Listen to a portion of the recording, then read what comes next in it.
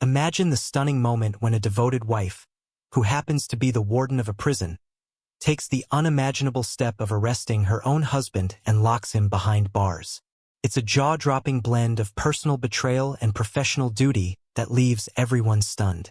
In the heart of Chicago, Maria Jacobs, the warden of a men's jail, sat in her dimly lit kitchen, her fingers wrapped around a mug of cold coffee. The clock on the wall ticked loudly, marking the early hours of the morning. She stared out of the window into the dark street, her mind racing with worry. Her husband, Michael Jacobs, had not come home yet, and this was becoming an all-too-familiar scenario. Michael had once been a respected legal consultant, but over the past year, his life had spiraled out of control. His promising career had crumbled under the weight of his addiction to alcohol. Maria, in her mid-40s, had tried everything to help him, but his behavior had only worsened. He was now a heavy drinker, spending his nights in bars and his days in a haze. Maria's phone buzzed, pulling her from her thoughts. It was a text from Tom, her driver and trusted assistant. "Just got a call from the bar. Michael's there. I'm heading over to pick him up." Maria sighed. This wasn't the first time she had received such a message. Michael's drinking had become a regular, painful issue in their lives. Despite her attempts to stay supportive and patient, the strain was beginning to show. She had a demanding job at the jail, where she was respected for her tough but fair approach. Yet, at home, she felt powerless against the force of Michael's addiction. A few hours later, Maria heard the key turn in the front door. Michael stumbled inside, his clothes disheveled and his breath reeking of alcohol. His eyes were glazed, and he had a drunken smile plastered on his face. "Well, look who's still awake," he slurred, noticing Maria in the kitchen. Maria's heart sank as she saw him. "Michael, it's 3 a.m. Why are you doing this?" Michael laughed, a harsh, mocking sound. "Oh, come on, Maria. I'm just having a bit of fun. You're the one who's always so serious. You with your high-profile job and all. I'm just a simple man. What's the big deal?" Maria tried to stay calm. She had always been the one to maintain order and discipline in her professional life, but when it came to Michael, she felt helpless. She knew he was struggling with feelings of inadequacy and resentment, but his hostility was becoming unbearable. Their arguments were frequent, and he often blamed her career for his failures. He saw her success as a reminder of his own downfall. "Michael," Maria said, her voice firm but gentle, "this isn't just about me or my job. It's about us. You're hurting yourself, and you're hurting me." Michael's face darkened, and he slammed his hand on the kitchen table, spilling his drink. "Don't lecture me. You think you're so perfect. You're the boss at work, and now you want to boss me around too." Maria flinched but held her ground. "I'm not trying to control you, Michael. I'm trying to help you. But if you keep this up, I don't know what else to do." Michael's anger seemed to dissipate as he swayed unsteadily. He grabbed a glass of water, but his hands were shaking, causing him to spill it everywhere. He muttered curses under his breath before collapsing onto a kitchen chair. Maria felt a pang of sadness as she watched him, his once proud demeanor reduced to a drunken mess. As Michael passed out on the chair, Maria's resolve hardened. She knew she had to take drastic action. She picked up her phone and dialed Tom's number. "Tom, I need you to come over right away. We need to do something about Michael." Within the hour, Tom arrived with a car. Maria guided Michael into the vehicle, his head lolling as he barely registered what was happening. "Where are we going?" he mumbled. Maria's voice was cold but steady. "We're going to the jail. I need you to see things from a different perspective." Michael was too inebriated to argue further. He slumped in the back seat, snoring loudly as they drove to the men's jail where Maria worked. As they arrived, Maria led him to a cell where a group of female inmates, temporarily housed in the men's facility due to overcrowding, awaited. The cell was filled with women who had been imprisoned for various offenses. Maria introduced Michael to the women, who looked at him with a mix of curiosity and indifference. Among them were Serena, Patricia, Chloe, and others, each with their own stories and struggles. Michael's presence was met with surprising calmness. The women did not attack or mock him as he feared. Instead, they began to share their stories. Stories of hardship, betrayal, and injustice. Chloe, in particular, spoke about her tragic situation. She had been imprisoned after defending herself against a man her stepmother had forced her to live with, resulting in a life sentence that seemed both harsh and unjust. As Michael listened to the women's stories, he began to see parallels between their struggles and his own. The realization struck him deeply, stirring a mix of guilt and empathy. This experience marked the beginning of his transformation, setting the stage for the coming changes in his life and the lives of those around him. As the hours passed and the conversations continued, Michael's mind raced with new thoughts and emotions. He had been so focused on his own problems that he had failed to understand the broader picture of suffering and resilience. The night in the cell was far from over, and Michael had much to learn before the dawn. As dawn broke over Chicago, Michael Jacobs sat in the dimly lit cell, his mind racing from the conversations he had overheard through the night. The women around him had shared their stories with raw honesty and vulnerability, and their tales had struck a chord deep within him. Chloe's story, in particular, resonated with him. She had been imprisoned for defending herself against a man forced upon her by her stepmother, a situation that mirrored his own feelings of helplessness and entrapment. Maria had left Michael in the cell with the inmates to give him time to reflect, and now, as the morning sun filtered through the small window, she returned to find him sitting silently on the edge of a bunk bed, staring at the floor. His face was drawn and thoughtful, far from the defiant, drunken state he had been in hours earlier. "Michael," Maria began, her voice soft but firm, "how are you feeling?" Michael looked up, his eyes tired but clearer than before. "I've been thinking, Maria. I never realized how selfish I've been. Hearing these women's stories, it's made me see things differently." Maria took a seat opposite him, her expression a mixture of hope and skepticism. "What do you mean?" "I mean," Michael said slowly, "that I've been so wrapped up in my own misery that I never stopped to consider what others are going through." Chloe's story hit me hard. "I've been feeling trapped, but I see now that there are worse things. I want to do something to help her and the others."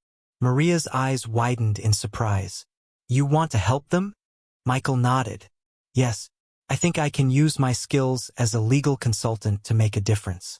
I'd like to start by looking into Chloe's case." Maria's heart lifted. This was a shift she had been hoping for, but had never dared to expect. "That's a great idea, Michael. But it won't be easy. Chloe's case is complex, and the justice system is not always fair." "I know," Michael replied, "but I need to try. For once, I want to do something meaningful." Over the next few weeks, Michael immersed himself in Chloe's case. He reviewed legal documents, interviewed witnesses, and met with Maria's colleagues to gather information. His dedication was unwavering, driven by a newfound sense of purpose. His sobriety improved steadily as he channeled his energy into this cause, and Maria noticed the positive change in him. One afternoon, Michael sat in his makeshift home office, surrounded by stacks of paperwork. Maria walked in, carrying a cup of coffee for him. "How's it going?" she asked, setting the cup on the desk. "It's going well," Michael said, rubbing his tired eyes. "I found some inconsistencies in the testimonies. It looks like Chloe's case might have been tainted by false information." Maria took a seat beside him, her eyes scanning the documents. "That's a breakthrough, but we'll need to be careful. This could attract a lot of attention and resistance." Michael nodded. "I understand. I'll make sure we handle this discreetly." Meanwhile, Chloe and the other inmates were starting to notice a change in the atmosphere. There was a new sense of hope among them, sparked by Michael's efforts. Chloe, who had initially been skeptical, began to believe that justice might be within reach. One day, Michael arranged a meeting with Chloe to discuss his findings. They met in the prison's visitation room, a space filled with stark white walls and cold metal furniture. Chloe, dressed in prison attire, looked nervous but hopeful. "Thank you for seeing me," Michael said as they sat across from each other.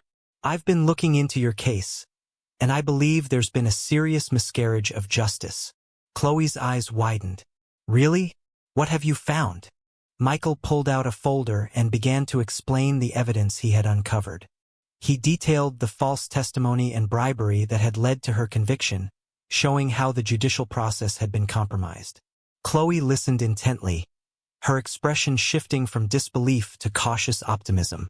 I had hoped someone would come along to help me, but I never thought it would be like this. I want to help you, Michael said earnestly. It's not just about fixing my mistakes. It's about making things right. Chloe's eyes filled with tears of relief. Thank you, Michael. This means more to me than you could ever know. As the days went by, Michael continued to build a strong case for Chloe. He worked tirelessly, often late into the night, to gather evidence and prepare for a retrial. Maria supported him every step of the way, offering encouragement and logistical help. The work was demanding and stressful, but Michael found strength in the mission. His transformation was evident not only in his work but also in his interactions with Maria. Their relationship, once strained and distant, began to heal. They found solace in their shared purpose, rediscovering the connection that had been overshadowed by Michael's addiction. The day of Chloe's retrial finally arrived. Michael, Maria, and Chloe gathered in the courtroom, where the air was charged with tension and anticipation. Michael was prepared to present his findings and advocate for Chloe's release, knowing that this would be a pivotal moment for both Chloe and himself. As the proceedings began, Michael took a deep breath, ready to face the challenges ahead. The courtroom was a battleground of justice and redemption, and he was determined to fight for what was right. The courtroom was a crucible of emotions as the retrial for Chloe Smith began. The air was thick with anticipation, and the murmurs of the audience filled the room. Michael Jacobs, now sober and focused, sat at the defense table with Chloe and Maria. His legal expertise was on full display as he prepared to present his case. Chloe, dressed in a crisp, new outfit provided by the prison, looked both nervous and hopeful. She glanced at Michael, who offered a reassuring nod. Maria, seated behind them, was a pillar of support, ready to offer a steady presence. As the trial commenced, Michael stood up to present his opening statement. His voice was steady and confident, cutting through the tension in the room. Your Honor, ladies and gentlemen of the jury, today we are here to rectify a grave injustice. Chloe Smith was wrongfully convicted due to false testimony and bribery. I will demonstrate that her conviction was tainted and that she deserves a second chance.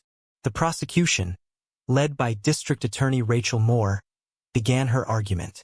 Rachel was known for her stern demeanor and unwavering commitment to her cases. The evidence against Chloe Smith was clear, she argued. She was found guilty based on credible testimonies and overwhelming evidence. Michael responded by presenting the inconsistencies in the prosecution's evidence. He highlighted discrepancies in witness statements and exposed the corruption that had influenced Chloe's original trial. As he spoke, the courtroom grew increasingly attentive, with many eyes fixed on the documents and exhibits he presented. Rachel challenged Michael's claims, trying to discredit his findings. These are just baseless allegations, she said. The witnesses who testified against Chloe were reliable, and their testimonies were corroborated. But Michael had done his homework. He presented new evidence, including testimony from a key witness who had come forward with information about the bribery. This witness, a former associate of Chloe's stepmother, described how money had changed hands to secure Chloe's conviction. The courtroom buzzed with whispers as the witness spoke. Chloe's stepmother, seated in the back of the room, shifted uncomfortably. Michael's revelation was making waves, and it was clear that the prosecution's case was under scrutiny. Michael's presentation was methodical and compelling. He meticulously laid out the evidence, ensuring that every piece was linked to the larger narrative of injustice. His efforts were not only aimed at clearing Chloe's name but also at exposing the flaws in the justice system that had failed her. During a recess, Michael and Maria huddled with Chloe. "You're doing great," Maria said, her voice full of encouragement. "We're making progress." Chloe nodded, though her anxiety was palpable. I just hope the jury sees the truth. Michael placed a reassuring hand on Chloe's shoulder. We're fighting for your freedom, Chloe. We've got this. As the trial continued, Michael's cross-examination of witnesses revealed more cracks in the prosecution's case. He questioned the reliability of key testimonies and pointed out motives for their dishonesty. Each revelation strengthened Chloe's case and cast doubt on the original verdict. The climax of the trial came when Michael made his closing argument. He stood before the jury, his voice filled with conviction. Ladies and gentlemen, we have seen how Chloe Smith's conviction was tainted by corruption and false testimony. The evidence shows beyond a reasonable doubt that she was wrongfully accused. It's time for justice to prevail and for Chloe to be given the chance she deserves. The jury deliberated for several tense hours. Michael, Maria, and Chloe waited anxiously outside the courtroom, the weight of the moment pressing heavily upon them. The wait felt endless, but they remained hopeful. Finally, the jury returned, and the judge called the court to order. Have you reached a verdict? The judge asked. The jury foreperson stood up. Yes, Your Honor. We find the defendant, Chloe Smith, not guilty on all charges. A collective gasp of relief and joy erupted in the courtroom. Chloe's eyes welled with tears as she absorbed the verdict. Michael felt a rush of triumph and relief, knowing that his efforts had made a significant impact. Chloe's stepmother and the man involved in the trafficking, who had been implicated in the bribery, faced charges for their roles in the miscarriage of justice. The case had not only cleared Chloe's name but had also exposed systemic corruption. Chloe, now a free woman, embraced Michael and Maria. Thank you both for everything, she said, her voice choked with emotion. I couldn't have done this without you. Michael smiled, his heart full of satisfaction. It was an honor to help you, Chloe. Your strength and courage were inspiring. As they left the courthouse, Chloe was reunited with her long-lost grandmother, who had traveled to see the verdict. The emotional reunion was a testament to the power of perseverance and hope. The journey had been arduous, but it had brought about significant changes. Michael's redemption was not just personal but professional. He had used his skills to correct a wrong and had found a renewed sense of purpose. In the days following the trial, Michael and Maria continued their work in the justice system, committed to making a positive impact. Chloe began to rebuild her life, grateful for the second chance she had been given. The case had revealed the flaws in the justice system but had also shown that change was possible. Michael's transformation from a troubled man to a dedicated advocate was a testament to the power of empathy and redemption. As Michael looked back on the journey, he knew that the path to redemption was filled with challenges, but it was also paved with the potential for change and growth. He had faced his demons, helped someone in need, and, in the process, had found a renewed sense of purpose and hope. Michael Jacobs and Maria Thompson stood outside the courthouse, the crisp air filled with a sense of relief and triumph. Chloe Smith, newly exonerated, was surrounded by friends and family, her joy and gratitude evident. The courtroom drama was over, but the real work had just begun. Michael glanced at Maria, his thoughts a whirlwind of emotions. We did it, he said, a mix of exhaustion and elation in his voice. Maria nodded, her expression a blend of satisfaction and concern. Yes, but there's still a lot to be done. We need to address the systemic issues that allowed this injustice to happen. As the crowd around Chloe cheered and celebrated, Michael noticed Chloe's grandmother, an elderly woman with tear-streaked cheeks, hugging her granddaughter tightly. It was a moment of pure, unfiltered joy, one that Michael had worked hard to achieve. He couldn't help but feel a deep sense of fulfillment. Chloe approached Michael and Maria, her face glowing with happiness. I want to thank you both again, she said. This is more than I ever hoped for.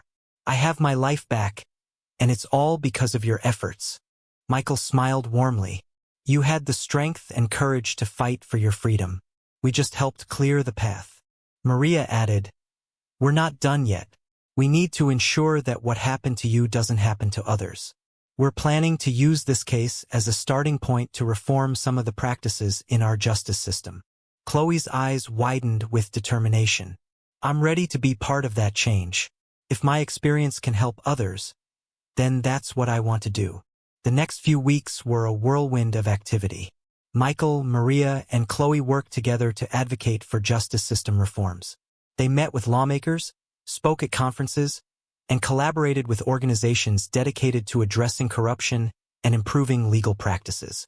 Their efforts gained traction, leading to discussions about increasing transparency and accountability within the justice system. Michael found himself reinvigorated by this new mission. His personal redemption was intertwined with a broader cause, one that aimed to prevent future injustices.